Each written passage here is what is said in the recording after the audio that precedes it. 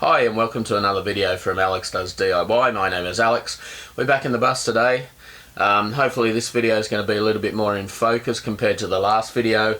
I'm just trying to figure out this camera. I haven't really used it much for any videoing. It's a second-hand camera and I'm not going to get into the ins and outs of that, but I'm no expert on videography and photography and all those sorts of things. So fingers crossed this turns out a little bit more in focus. And also a big huge shout out to those that watched and commented on the last video, especially A. Smith from Sydney. Appreciate your kind words, mate. And as for your offer of support, be careful what you ask for. I may just ask you to come up here, and I'm about an hour and a half north of you. Help out. I'm pretty right for inside of the bus. The one job that I'm putting off to the very end and kind of dreading is fluid leaks from the engine. I'm pretty sure I've got possibly a clutch fluid leak, maybe a main seal leak, a front seal leak or something like that, leaking oil, and it's something that I'd really like to get done to feel more confident to do any sort of long distance travel, but definitely been putting that off. It'll go right at the end. Ugh. That has to be done. Anyway, moving on. So we're in the bedroom today, again working on this cover piece that's going to cover over the air conditioning box at the back here. As I showed in the previous video, this has all been done out of just some let's see, 20 by 3 mil mild steel flat bar. Before this was done, I've also finished off the ceiling, which means the rest of the ceiling panels are now done and complete and insulated, so I'll show you that. So here you can see the panels now have all been done. This is the last sort of stuff I did the last couple of days, and with the insulation behind just to match the rest of the bus. So I'm really happy that that's done now.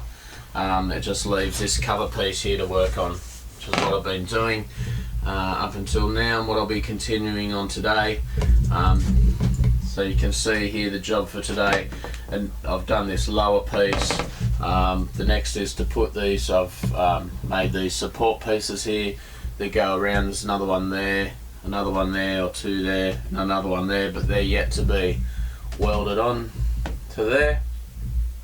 So the process from here is I'm just going to tack those on. There's going to be some joining pieces that go across there and across there and across there and down to here and then across to here and down, and then I'm going to put a lip that runs across the front all the way along to here. This piece is all going to be covered. The idea then is that this is all going to be kind of covered and fiberglassed and then covered. I'm thinking at this stage in the same material that I'm going to do the bed head that goes along here with these two bolsters at the sides, and it'll act as additional storage area. So it'll be like a shelf that I can keep things in here. So that's the job for today. So I'll leave the camera rolling. I'll get you some of the YouTube obligatory welding shots, and then I'll show you the end result. The big question in my mind at the moment is how this is going to be to take out. I haven't tried to take out what I've got in so far at the moment. You can see it's all just screwed into the metal at the sides there. It's screwed in along, it's screwed along the back and then screwed in at the sides here. So it'll be interesting trying to take it out for the first time. Fingers crossed it will actually come out once I've all put it in, and then obviously once I've got it out, I've got to get it out the door. It'd be interesting if it didn't fit out the door. Then fiberglass it, cover it, and then I've got to try and put it back in. So there might be a couple of test fits along the way. Here's another piece. You'll see this piece here. This is the side piece that goes up there, connects down to there. That's all going to be tacked in today as well. So like I said, I'll leave the camera running and show you some welding shots and then show you the end result.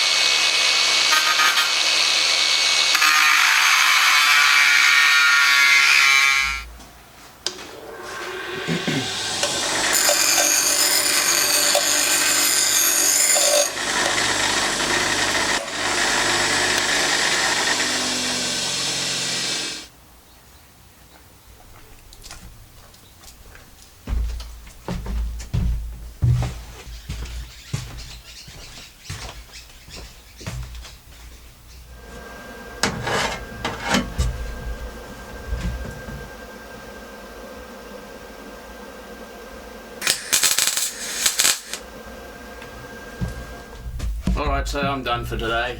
So to show you the progress we made, so we've got this side piece all tacked in now to this support, which is now tacked into here. We've got this front, this shows you how high this shelf is at the middle. It does bow that way, of course, so it's a little bit shallower here than compared to the sides. Comes down the side, we've got the frame coming up here. I've just put these kind of decorative loops, but they do add a little bit of rigidity to the sides there, and you can see that we've got these top braces in here now too. So if you can use your imagination, imagine the whole lot covered with fiberglass that way, and then around the back and all around here, and then that covered with material to look presentable. And so we'll end up having a shelf that we can access all through here. This stays kind of enclosed here but is open that way. I can reach all the way to the back here, which is fine. It's all fairly solid. I'm pretty happy with that. Just tacked together, so the next task will be to undo the screws, take it out, fully weld it up properly, neaten the welds up a bit, then test fit it again. So that'll be the next video, trying to get this thing out and then back in again. And then once that's done, it's a process of, I'm going to cover it in a two-way stretch polyester material, then put some fiberglass resin on that material, and then once that's set, go over it with a layer or two of fiberglass before it's covered with material. Now the other final thing that I wanted to mention, I'd mentioned in the previous video that I was going to be putting a cooling fan up in here. I did get one, and here it is here. This one off eBay, a 12 volt fan. I had to modify it slightly. It used to have the switch in here, and I've just, originally I was going to run a remote switch to the back next to a light switch, but I ended up just putting it was simpler just to put the switch here, and it was going to mount up inside here with then the switch being accessible. I've had a change of heart, and I'll show you why. So here is this fan on its first setting.